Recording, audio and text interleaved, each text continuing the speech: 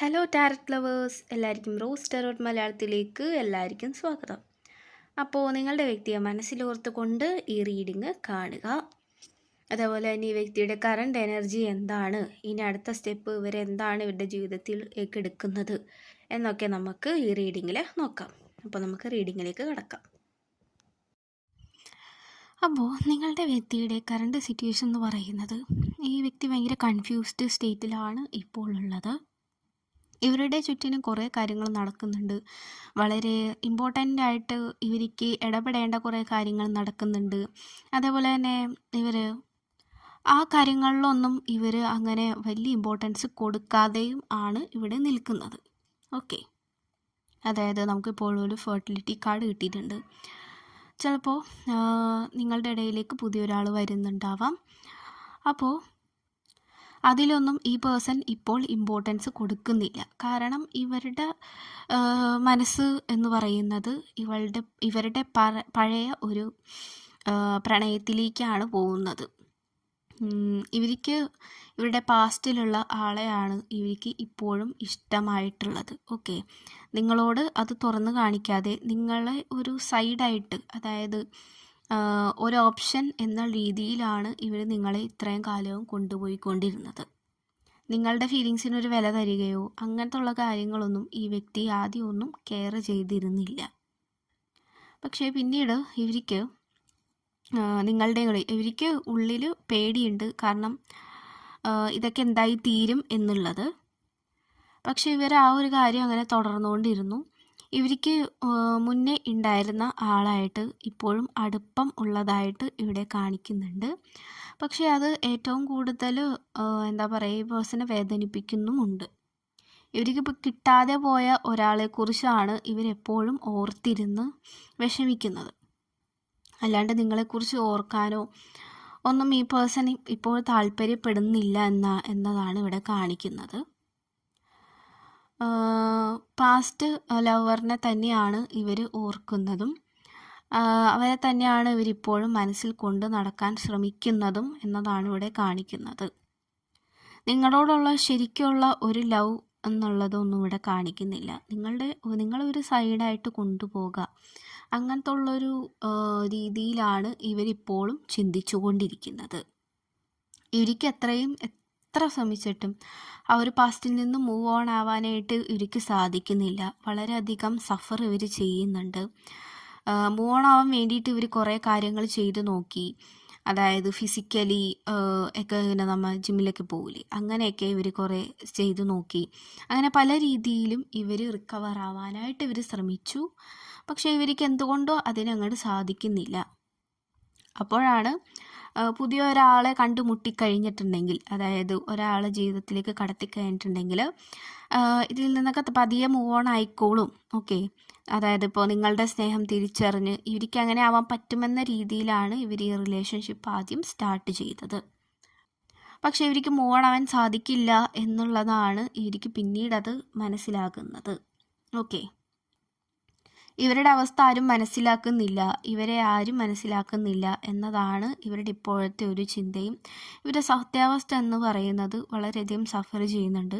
പല രീതിയിലും ഇവർക്ക് എന്താ പറയുക, സാമ്പത്തികമായിട്ട് അങ്ങനെ ബുദ്ധിമുട്ടുകൾ ഒന്നും കാണിക്കുന്നില്ല. അവരതിനെക്കുറിച്ച് കെയർ ചെയ്യുന്നില്ല എന്നുള്ളത് തന്നെയാണ്. അങ്ങനെ ബുദ്ധിമുട്ട് ഇവർക്കില്ല. ഓക്കെ, അതുകൊണ്ട് തന്നെ ഇവർക്ക് ജോലി സംബന്ധമായ കാര്യങ്ങളിൽ അങ്ങനെ, അതായത് പഠിക്കുന്ന കാര്യങ്ങളിലൊക്കെ ആയാലും ഒക്കെ ഇവർക്ക് അങ്ങനെ മുട്ട് എന്ന് പറഞ്ഞ സാധനം വരുന്നില്ല. അതിലൊരു തടസ്സമോ അതിനെക്കുറിച്ച് ചിന്തിക്കാനുള്ള ഒരു ഗ്യാപ്പോ അങ്ങനെ ഒന്നും ഇവർക്ക് വരുന്നില്ല. ഇവർക്ക് അങ്ങനെയുള്ള കാര്യങ്ങളെല്ലാം സ്മൂത്തായിട്ട് പോകുന്നുണ്ട്. പക്ഷേ ഇവരുടെ ലവ് ലൈഫ് എന്ന് പറയുന്നത് വളരെ വ്യത്യസ്തമാണ് ഈ ഒരു കാര്യത്തിൽ നിന്നും. കാരണം ഇതിലാണ് അവർ കൂടുതലുമായിട്ട് സഫർ ചെയ്തിരിക്കുന്നത്. ഓക്കെ, ഇവർ ആത്മാർത്ഥമായിട്ട് സ്നേഹിച്ച ആദ്യത്തെ ആ ഒരു പേഴ്സൺ ഇവരെ വിട്ടുപോയി എന്നുള്ളത് തന്നെയാണ്. പക്ഷെ ആ ഒരു കമ്പനി ഇവർ വീണ്ടും കീപ്പ് ചെയ്യാനായിട്ട് ശ്രമിക്കുന്നുണ്ട്. ഇവർ വീണ്ടും അവരിലേക്ക് പോവരുത് എന്നത്രത്തോളം ആഗ്രഹിച്ചോ, പക്ഷെ അവരിലേക്ക് തന്നെയാണ് ഇവർ വീണ്ടും പോയിക്കൊണ്ടിരിക്കുന്നതും.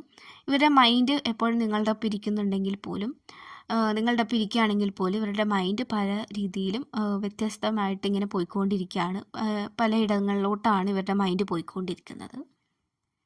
ഇവർക്ക് എന്താണ് ചെയ്യേണ്ടതെന്നുള്ളതാണ് ഇവർക്കിപ്പോൾ മനസ്സിലാക്കാൻ പറ്റാത്തൊരു സാഹചര്യം. പക്ഷേ ഇവർ മൂവ് ഓൺ ആവാനായിട്ട് ശ്രമിക്കുന്നുണ്ട്. നിങ്ങളും ഈ പേഴ്സൻ്റെ സൈഡിൽ നിൽക്കുന്നത് എന്നെങ്കിലും ഇവർ നിങ്ങളുടെ സ്നേഹം മനസ്സിലാക്കും എന്നുള്ള ഒരു ചിന്തയിൽ തന്നെയാണ് നിങ്ങളും ഈ വ്യക്തിയോടൊപ്പം നിൽക്കുന്നതും. എത്രത്തോളം നിങ്ങൾ ഈ പേഴ്സണെ സ്നേഹിക്കുന്നുണ്ട് എന്നൊക്കെ നിങ്ങൾ പ്രൂവ് ചെയ്യാനായിട്ട് പലപ്പോഴും ശ്രമിച്ചിട്ടുണ്ട്. അത് ഈ പേഴ്സണ് മനസ്സിലാകുന്നുണ്ടെങ്കിൽ പോലും അവരത് മൈൻഡ് ചെയ്യുന്നില്ല എന്നുള്ളതാണ് ഇവിടെ കാണുന്നത്. നിങ്ങളും മാനസികപരമായിട്ട് വളരെയധികം വിഷമിച്ച് ഒക്കെ ആയിരിക്കാം ഇപ്പോൾ ഉണ്ടായിരിക്കുന്നത്. പക്ഷേ ഇവരുടെ ആ ഒരു പാസ്റ്റിൽ നിന്നും ഇവർക്ക് മൂവ് ഓൺ ആകാനായിട്ട് സാധിക്കുന്നില്ല എന്നുള്ളത് തന്നെയാണ്.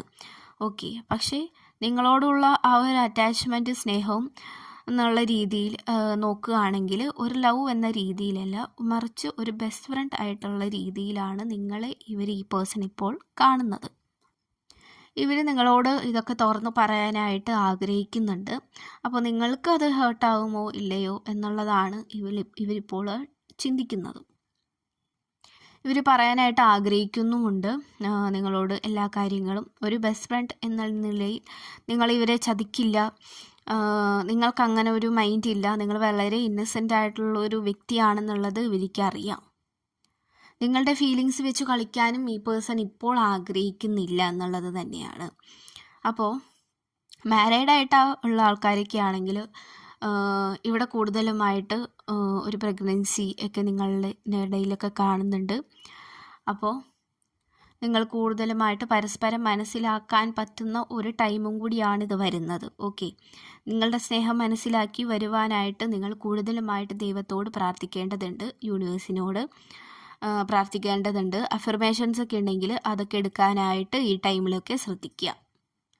നിങ്ങൾക്ക് കൂടുതലുമായിട്ട് അഫർമേഷൻ രാവിലെ എണീറ്റ് ഉടനെ തന്നെ ചെയ്യാൻ പറ്റുകയാണെങ്കിൽ അത്രയും നല്ലത്.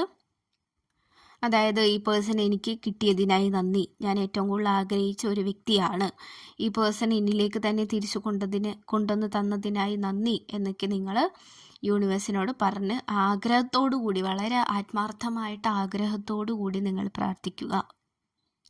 അതുപോലെ തന്നെ ഇവർക്ക് നിങ്ങളോടൊരു സോഫ്റ്റ് കോർണർ ഉണ്ട്. അതായത് നിങ്ങൾക്ക് എന്ത് സംഭവിച്ചാലും ഇവർക്ക് സഹിക്കാൻ പറ്റില്ല എന്നുള്ളൊരു ഇത് ഇവർക്കുണ്ട്. നിങ്ങൾ എത്രത്തോളം സ്നേഹിക്കാനായിട്ട്, നിങ്ങൾ ഈ പേഴ്സൺ എത്രത്തോളം സ്നേഹിക്കുന്നുണ്ട്, അതേപോലെ ഈ പേഴ്സണെ നിങ്ങളെ സ്നേഹിക്കാനായിട്ട് ആഗ്രഹമുണ്ടെങ്കിൽ പോലും അവരുടെ പാസ്റ്റിലോട്ട് അവരുടെ ചിന്തകൾ പോകുന്നുണ്ട്. മേ ബി ഇവരുടെ ആ ഒരു ഫിയർ ആയിരിക്കാം. കാരണം നിങ്ങളെയും ഇതേപോലെ സ്നേഹിച്ചു കഴിഞ്ഞാൽ നിങ്ങളും വിട്ടു പോകുമോ എന്നുള്ള ഫിയർ ഇവർക്കുണ്ടാവുമായിരിക്കാം. ഓക്കെ, അപ്പോൾ ഇതിൽ നിന്നൊക്കെ ഈ പേഴ്സൺ റിക്കവർ ആകാനായിട്ട് ശ്രമിക്കുന്നുണ്ട്. അപ്പോൾ നിങ്ങളുടെ അടുത്ത് എന്തായാലും ഒരു ഹെൽപ്പ് സീക്കാനായിട്ട് ഇവർ വരും. സോ നിങ്ങളുടെ ആ ഒരു സ്നേഹം ഇവരോട് തുറന്നു പറയാനായിട്ട് ശ്രമിക്കുക. നിങ്ങൾ രണ്ടുപേരും സംസാരിക്കാനായിട്ട് ശ്രമിക്കുക. ഓപ്പൺ ആവാനായിട്ടാണ് ഇവിടെ യൂണിവേഴ്സ് പറയുന്നത്. ഓപ്പണായിട്ട് നിങ്ങളുടെ മൈൻഡിൽ എന്താണോ ഉള്ളത് അത് ഈ പേഴ്സണോട് നിങ്ങൾ കൃത്യമായി തുറന്നു പറയാനായിട്ട് ശ്രമിക്കുക എന്നതാണ് ഇവിടെ കാർഡ്സ് പറയുന്നത്. നിങ്ങൾ ഒരിക്കലും ഈ വ്യക്തിയെ വിട്ടു പോകില്ല എന്നുള്ള ഉറപ്പ് ഇവർക്ക് നൽകണം. ഓക്കെ, ഇവർക്ക് ആ ഒരു ഉറപ്പ് ആവശ്യമാണിപ്പോൾ. ഓക്കെ, അപ്പോൾ ഇത്രയുള്ള റീഡിങ്. Thank you.